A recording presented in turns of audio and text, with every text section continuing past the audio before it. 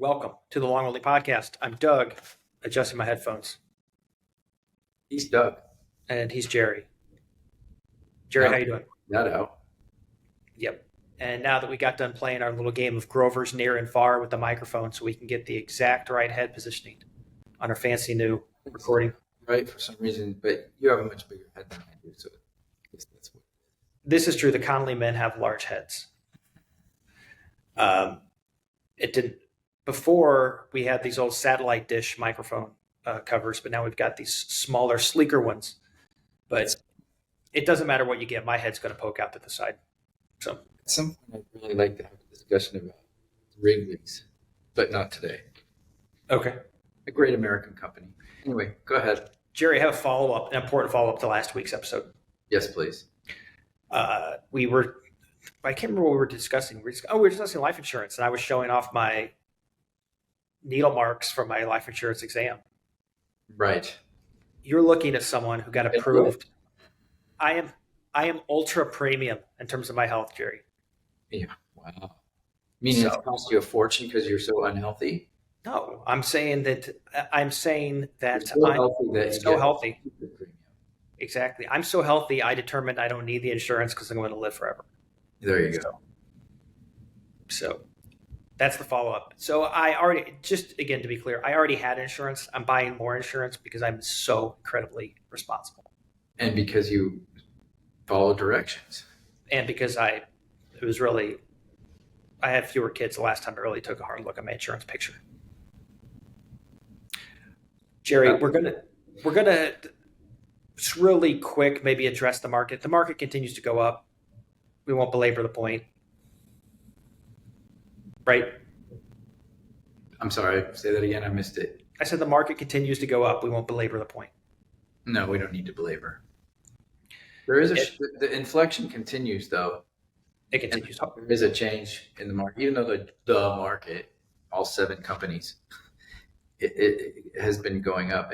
I do think that transition to a more focused on, core technology, focused on real things continues. But we just talked about that, so Yep. We'll let that go. But the other 7 companies have given permission for these smaller companies to also go up for now. So we'll see if that continues. That's the horrible part of all this. The full transition will be where those companies actually worry about what's coming from below again, as it should be. Right now, it hasn't quite yet happened. Not yet. We're going to talk about some, dare I say, evergreen content. We're going to talk about some relationships that are important and how they can affect your life with money and really your life in general, because these things all do matter. So I sent these ideas to Gerry last night, and he didn't say no, nor did he come up with any better ideas. So we're going to go with what I had suggested. And really my idea. No, you really haven't. So, no, you haven't. So My producer's suggestions and the director's suggestions. Doug is the director, producer, editor. sort of. I either do it or I find someone smarter who can. Okay. All right. For starters, in order to master your relationship with money, it is our opinion. We're going to focus on, I think, 4 relationships. And first and foremost, our opinion as Catholics, your relationship with God matters. How you steward your money is important. Gerry, thoughts? Yeah, well, for sure. I mean, if you don't have your house in order from that standpoint, none of this is going to make any sense.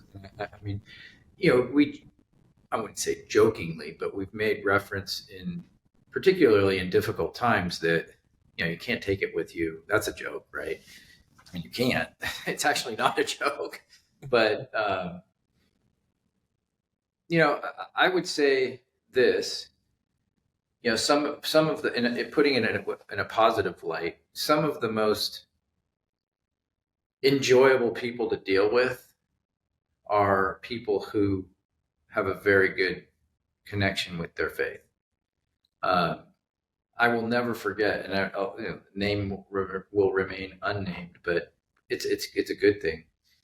Just longtime dear client of mine called me to tell me that she was going to be dying tomorrow, And I laugh only because how many times does somebody tell you that they're going to be dying tomorrow? But this woman was so well put together from a spiritual and a psychological standpoint that she was all ready. It's like, Gerry, I don't want you to worry. I'm fine. I'm going to go see my husband and whatever. This wasn't like Red Fox and Sanford and Son saying, the end is coming and wailing around and rolling around on the couch. This was a joyful thing. Yes. And it's probably one of the things in almost 40 years of doing this that has hit me the most was this call that came from a very dear client, just one of the most lovely people to ever deal with. So, there's the example of someone that really does have things together and was very successful, by the way. Her husband was hugely successful, great people, great family. In fact, we have, I think, working on the 4th generation, I think, actually now with this family, over 40 some, 30 some odd years, coming up on 40. They're an early client. But, and again, not to bring any specifics, but I have also experienced the opposite. And it's just, let's put it this way, from someone that's just in this situation is just a casual observer, if you will, or, we're not here to be anybody's, priest or rabbi. But you can't help in the world that we're in. We get so, close with people. Those kind of life events are important. And, that example compared to the opposite, I can tell you that example is the one that you want to have in your life. So for sure, that's a key component, that putting things in perspective, all those cliches, it's true. It does matter, and it makes it much easier to deal with it. I've actually also on an extended level, people that deal with the planning, I think, well, we talked about life insurance last time. So estate planning, it's kind of interesting. There are some people who don't have things as well put together in their life that talking about estate planning is like horrible for them. Oh my gosh, it's they're talking about death. It's interesting because the people that tend to be very good at handling that and just face the reality that someday we're not going to be here, they end up living for a really long time. It seems like it's like they're just in a much better place in their life, and they've dealt with those issues, and they know the inevitable day is going to come, so they're going to plan so their family doesn't get stuck with a whole bunch of garbage. And then they go on to live these really long lives, happy lives. Not always, of course, but I mean, I've just observed. There's just some observations. In fact, I've thought many times about, there's a book to be written of the observations of a financial advisor, and the interactions that you have with people. There are some really interesting things that happen. And I would, that experience with that just fantastic woman, one of my favorite people. I almost tear up when I just even talk about her. It was something to, I'll remember forever, and I'll use as an example of a great way to live your life. And how this looks on the ground, I think that this also should take, sorry, I was just stifling a distraction, but you should tithe. I agree, especially people of faith, they should make it a point to tithe. This is something where I personally have felt I've never truly wanted as I've tithed, been careful to give that first 10% to God. Now, that being said, that can easily turn into a twisted line of thinking where you think you're putting a down payment on some future success or something like that. I try to think of it as a way to just keep my priorities in order. And it seems like the other things generally fall on plan over the long haul. If I do that, I give him those first fruits. So the good thing about 10% is 10% for everyone is 10%. It's always 10%. Whether you're making a little, it's 10%. Whether you're making a lot, it's 10%. You can make the argument that 10% for a poor person is a bigger deal than 10% for a rich person and things like that. But I think God knew what he was doing when he made that flat suggestion there. So, yeah. Totally agree. All right. And then we're going to move outwards, and then we're going to talk about, we started with God, and then we're going to talk about in a way, it's your relationship with yourself, and that's with risk. And this is one of those things where I think Shakespeare had it right. my take on this is that what your risk capacity isn't as important. What your risk capacity isn't as important as that you know your risk capacity. Now, that being said, I do think that in a very real way, if you have such a just a little limited appetite for risk and you literally can only stand to be in cash and near cash items, you're going to find it very difficult to grow your nest egg. And even after you've got a nest egg, to actually keep your nest egg getting ahead of inflation. But I think knowing what your risk appetite is almost more important than really what it is. But both are important. Having some appetite for risk and knowing it. Gerry. Well, we actually talked about this either the last time or the time before. Whenever we did that piece on suffering, right? Mm-hmm. Famous Catholic words. It's all about suffering. But the reality is it is, and it's through the suffering that you end up getting to the other side, both actually and figuratively. Again, observations just over time in working with folks on this. No doubt everybody has a different tolerance, and you do have to for risk, and you do have to adjust for that. But at the end of the day, those that are, and before I go into that part of it, prudence is super important, right? I mean, you mentioned about stewardship with the previous segment of the relationship topics that we started with. Stewardship, being prudent, making sure you're doing things that are not stupid, okay? And i.e., I'm going to take all of my wealth and go to Vegas and slap it down on red and let's give it a whirl. I mean, that's insanity. Calculated, smart risk-taking is necessary. For one thing, it's necessary for our system to function, but it's also necessary for you to be able to be a fully, this is my opinion, but it's also a teaching of the church that, to be a fully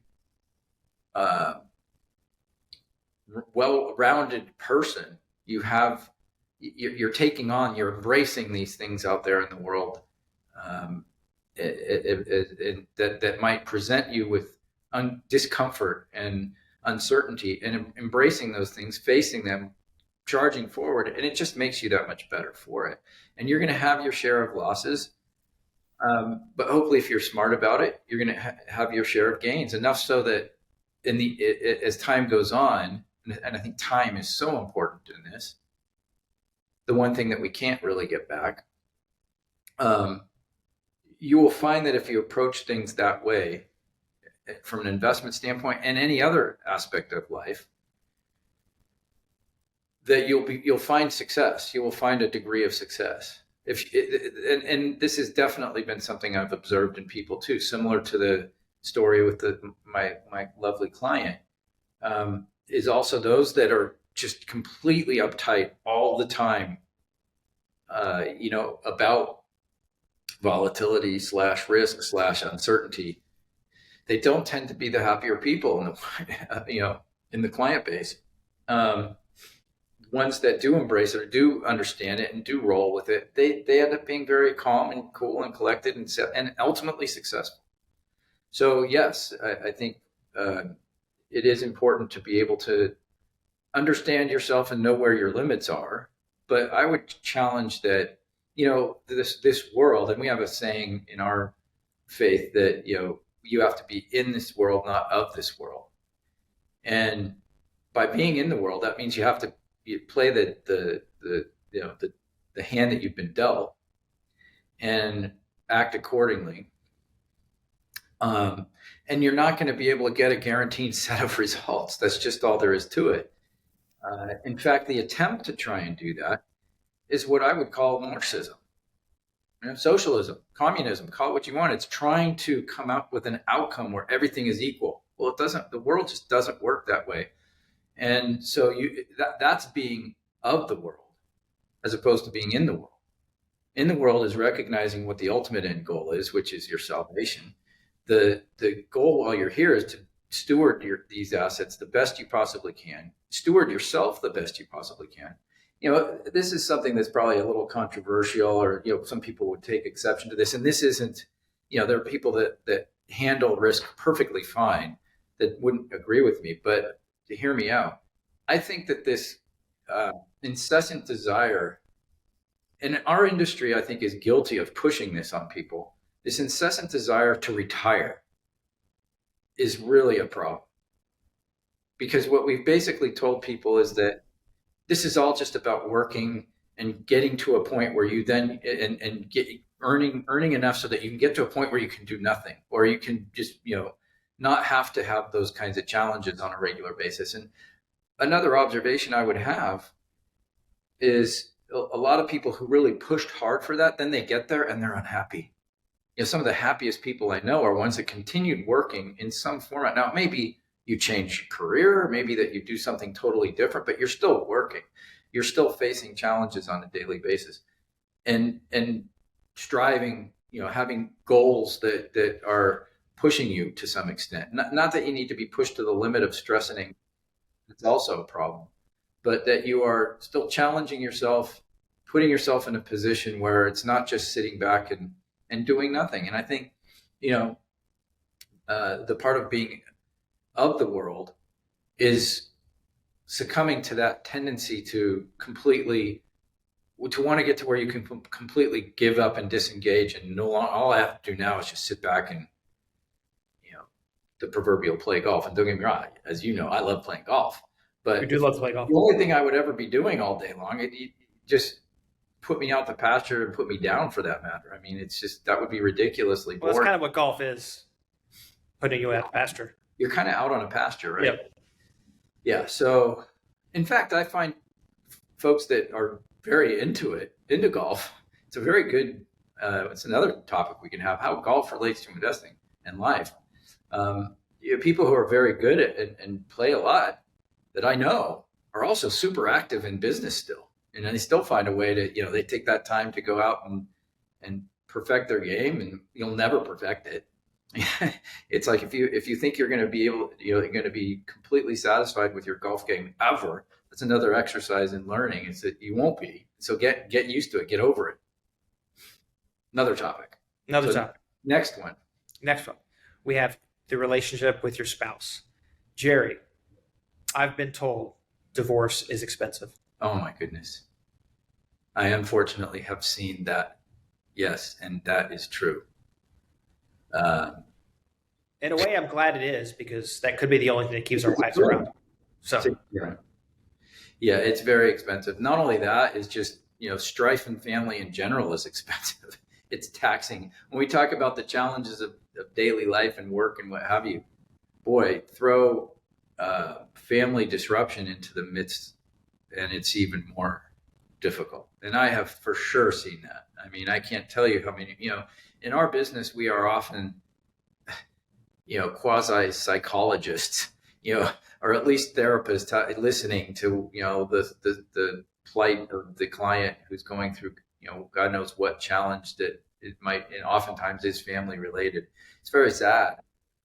Through a lot of long discussions with people who are just hurting because of the challenges that their family life brought to them. So yes, as much as you possibly can, try and keep that family unit in order, because connected and unified, because otherwise it's not only is it expensive, it's financially devastating, but even more so, it's psychologically devastating. So many people make excuses for divorce. Our friend Layla Miller, I've known her a little longer than you have, but Layla, back before you moved here, Gerry, she wrote a book. She just edited a book, really. She didn't even write it. She put it together, but she collected stories from probably, I can't remember, it was 50 or 100 adult children of divorce. Yeah. And so she put all these stories together, some of whom were practicing Catholics, some of whom had lost their faith completely. And just the amount of devastation that divorce does to the kids is well into life is been understated, and it's a bill of goods that society has been sold. So you're going to do something that's ruinous to your finances, your own psychology, and whether you see it or not, the psychology of your kids.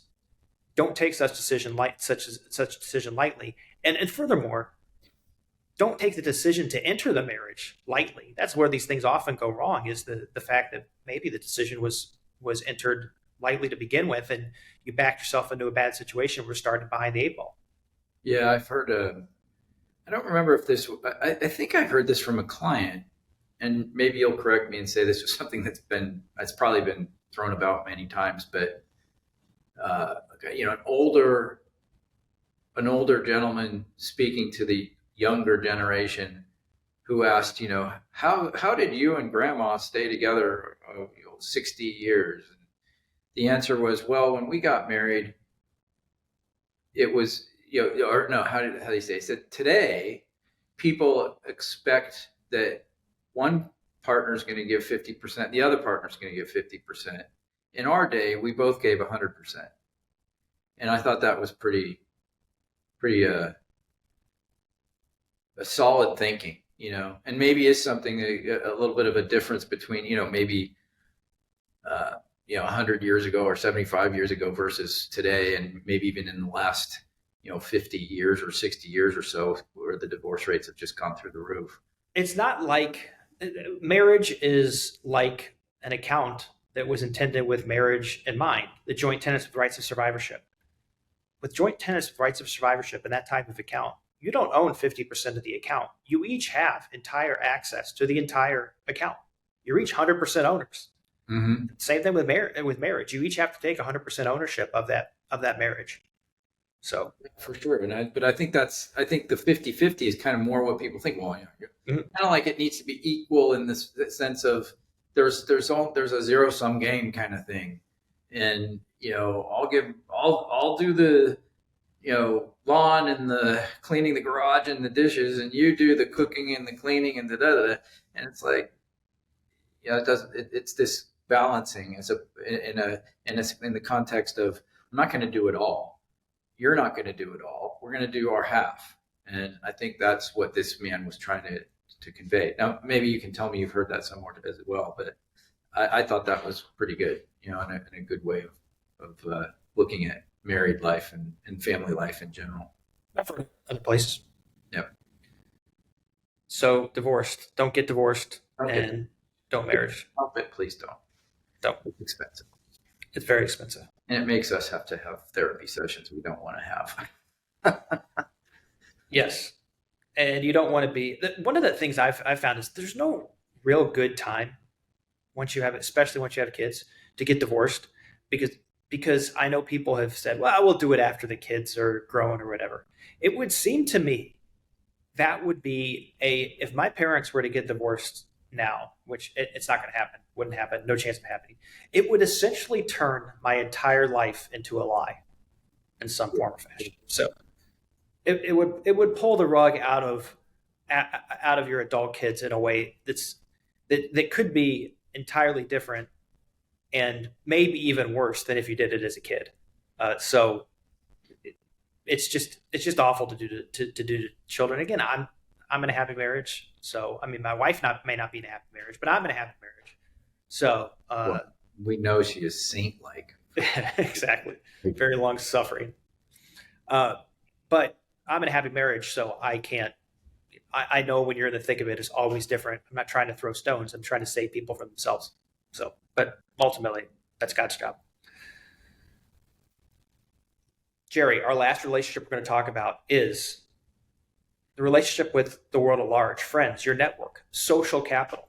I think this is a very understated part of someone's financial success, because I think that people oftentimes take connections for granted, and not just the friends that you have, your peers.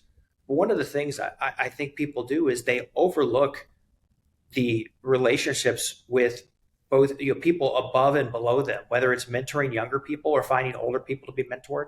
But they have this very narrow social circle, and I think that their spirit and their finances and their career can suffer by not casting a wide enough net. I kind of think it's similar to, well, first of all, no doubt the kind of a network of solid connections will help you be successful in business for sure. Um, you know, I think that, you know, to not, and not to mention how much it helps you in your overall interpersonal relations with people to be outward looking. It kind of reminds me of, and what I mean by outward looking, it reminds me of the the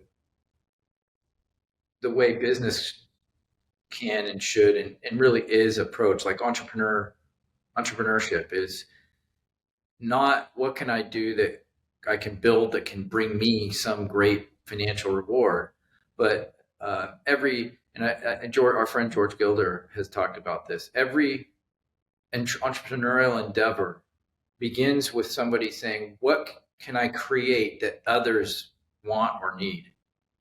So it's outward thinking in that respect, and in that, with that kind of thinking comes great successful business ideas and business in general.